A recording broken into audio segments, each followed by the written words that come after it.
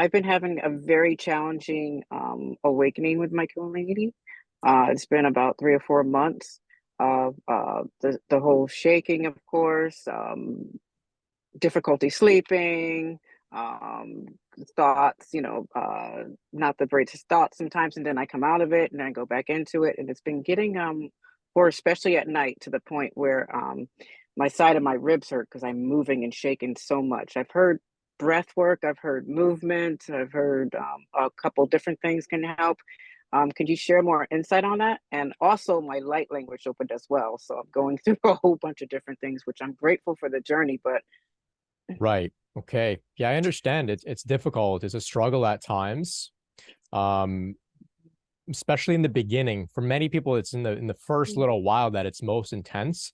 And that's also when it's most confusing because we're not too familiar with what's going on. We have a lot of questions, a lot of activity in the body.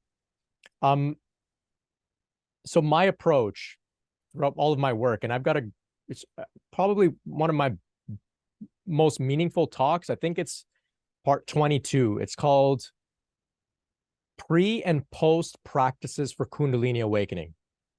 I've What seen do it. we do Okay. pre and post? So the Kundalini is awake in you now. Personally, my approach is to trust in the intelligence of the Kundalini, let it do what it's going to do, and just ride it out. It will be difficult at times. This is where we practice just bringing some degree of relaxation, some degree of trust and surrender and faith, and saying, Divine Mother, God, Kundalini, I trust that you're not going to hurt me, and this is good. I'm just trusting you, and we just surrender and relax, and let it shake you. Let the vocalizations come. Emotions may come up, Mhm. weird sensations in the body, weird experiences. Mhm. Let it all come up with total trust. If we push and we try to make it go away, or how can I manage this shaking? Now I'm speaking to the group in general.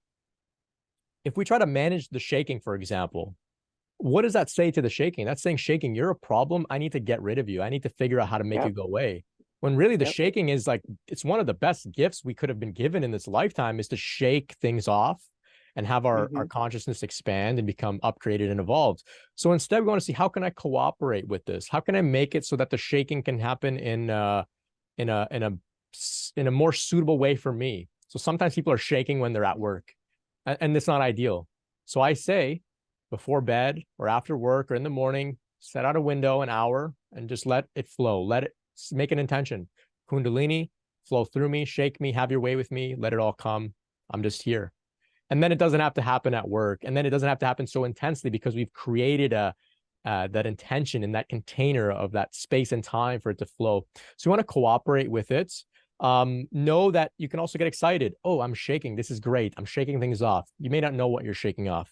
Get excited. Oh, this is good. This is good. It's like when you go to the gym and you do some exercise. It hurts, but you're like, oh, this is good. This is good for me. All right, so I'm going to Mhm. keep going with it. Instead of, if I can just keep going with the metaphor here, that would be like, we go to the gym and it hurts and we're like, hey, how can I lift the weight but have it not hurt? Or not hurt, but like not strain my muscles, right? It shouldn't hurt. Of course, you want to do good form and all that. But how can I do this without feeling any tension? It's like, no, that's the point. So understand that this is real yoga. This is real, you know, breath work may even happen to you spontaneously. The body knows how to breathe It itself does. in order for this to happen. So I see you're Yep. It nodding, it's does. happening, right? So when Yep. we go to some yoga classes, for example, we were just talking about yoga. They may say, okay, class, we're going to do some breath work together. They're giving you a regimen. They're giving you something that's probably not suitable for you and your body and where you're at. But they don't know. So they're just giving it to everybody because it's like a cool thing that we're all going to do together. But you have the intelligence of your Kundalini awakened in you, and your body says, I know exactly how to breathe you Yep. in order to facilitate this process and healing. So surrender Mhm. totally, trust. This is real yoga unfolding in you. Light language may come, let it flow. It has purpose. You may not know the meaning. It may feel good. It may start to open the channel in your throat. It may invite some energies from the universe to support you. Let it all flow. All of this is normal, not unheard of. It's just part of the journey. Eventually, there will come a point where you just sit and it's very quiet. It's very still, and you may, in some respects, reminisce about the time where you were shaking uncontrollably in I bed. know. And even though it was uncomfortable, you'll say, oh, that was pretty cool. Now nothing is happening. It's very quiet. So something to think about.